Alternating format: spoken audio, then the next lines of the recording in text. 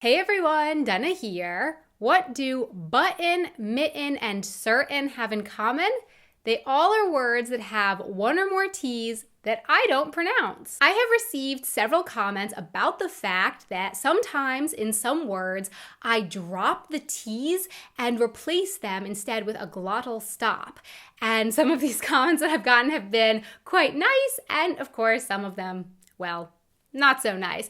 But either way, I am really grateful for these comments because they have taught me something new about myself and the way that I speak, because until reading these comments, I honestly had no idea that I was doing this. This is just the way that I talk. I had never noticed this thing that I do before. So I think it's really cool, and I was really excited to dig a little deeper into the dropping of T's in words. I think I first really became aware of the fact that I do this when I put out my video from London last year, and I said the word Britain several times in the video, and at least one person commented on my pronunciation of the word. And then more recently, when I put out the video on Pig Latin, I said the word Latin many times in that video without the T being pronounced in the middle. Now, if I really concentrate on it, I can force myself to say these words with the T or T's in there really pronounced. So I can say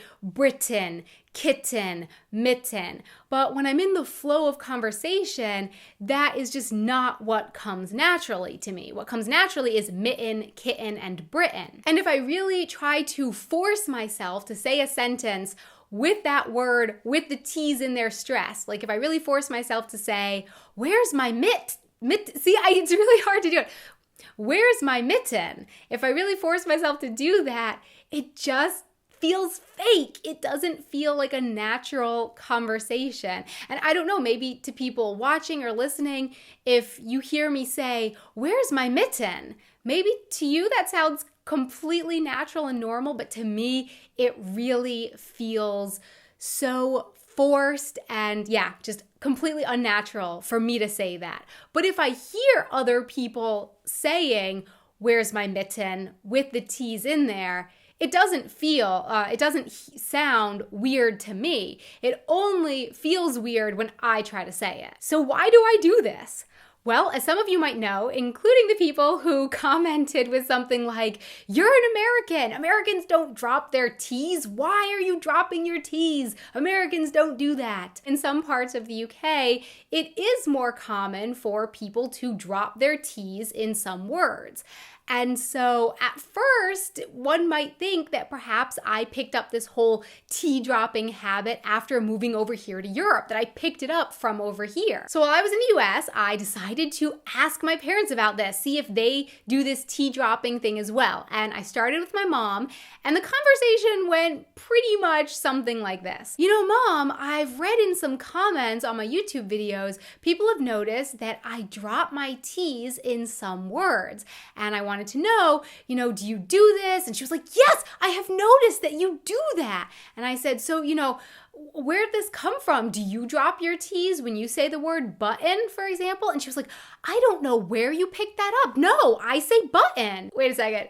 Mom, you do know that you just completely said button with dropping the T's. And she was like, I guess I did.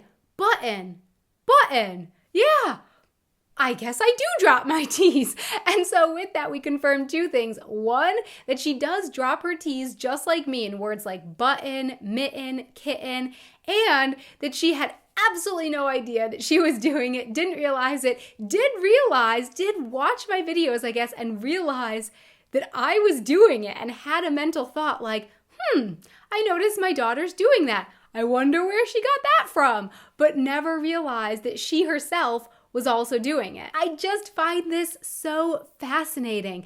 We speak these words day in, day out, and yet unless we really sit down and focus on what we're saying, really analyze the words that we say, how we say them, or perhaps we really need someone else to point it out to us sometimes, we often don't even notice how we're speaking. Just, the brain and language, I just find it so fascinating. Later on, we brought the same thing up to my dad, and he too did not think that he dropped his T's, but in fact, he said button. So clearly, this is not something that I picked up after moving to Europe. It is something that I showed up in Europe already doing. And also, you can see that there are at least three, me, my mom, and my dad, at least three Americans that do drop their T's in certain words. Oh, I did it right there with certain. And so to say that Americans do not drop their T's, that's an incorrect statement because clearly there are some Americans that do drop their T's. After realizing all of this, I wanted some more information, so I went online to see what I could find about the T dropping practices in the US, and actually I couldn't really find very much information. As I mentioned before, in the UK, in some parts of the UK, it is common to drop the T's in some of the words, and I was able to find information on that, and actually what I found just was another point against the possibility of me having picked up these T dropping habits after moving to Europe, because I found that in the UK, in those places where people drop their T's, they usually drop the T's in a lot of words. Not like me, where I just drop them in some particular words, like mitten, kitten, and button, but I do, for example, say my T in the word party. And so, as far as this non-linguist can assume, the T-dropping practices in the US are quite separate from the T-dropping practices in the UK. It's its own unique T-dropping situation. And in fact, I was able to find a few posts and snippets here and there saying that, yes, actually in the US, it is quite common for Americans to drop their T's in words that end with N. So words like button, mitten, and kitten. But I wasn't able to find what I really wanted, which was some kind of research paper done on the subject or, a peer-reviewed article written by an expert in the field, really digging deep into the T-dropping practices in the US. But so if that's the case, that actually it is kind of quite common for people in the US to drop their T's in certain words like Britain and Latin and certain, then it makes me wonder, is this a regional thing? Because clearly the people who commented on my video about my pronunciation did not think that Americans drop their T's in these words. So yeah, could it be that this is a regional pronunciation?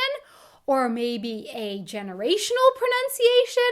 But if it's a generational pronunciation and I drop my T's and my parents drop their T's, then did my parents pick it up from me? Or, did I pick it up from my parents? Which generations do this? I have so many questions after looking into this. I have more questions than I did when I started. So yeah, linguists, it would be really great if you could look into this. Where did this whole American T dropping thing come from? How did it gain a foothold? Is it regional? Yeah, that'd be really great. Thank you. So my question for you is, native English speakers and people who are speaking English as a foreign language, I want to know, do you find yourself dropping T's from certain words, certain, and if so, which words and where do you think you picked this up from? Please let me know in the comments below. Thanks so much for watching. I really hope you enjoyed this video. If you like what I do, you can click the like button and also subscribe to my channel to see more videos. And above my head, there should actually be another video up there that maybe you'd be interested in checking out as well. And for more photos and sometimes other short video clips, you can check me out over here on my Twitter and my Facebook page. Until next time, auf Wiedersehen. But I couldn't really find any kind of professional. This whole video has just made me crave a cup of tea. So after this, yeah, it is tea time. I don't know. Wait, no, that's not how it went. Drop my T and say the word party. I definitely pronounce that letter there in party or hardy or farty. I'm just rhyming.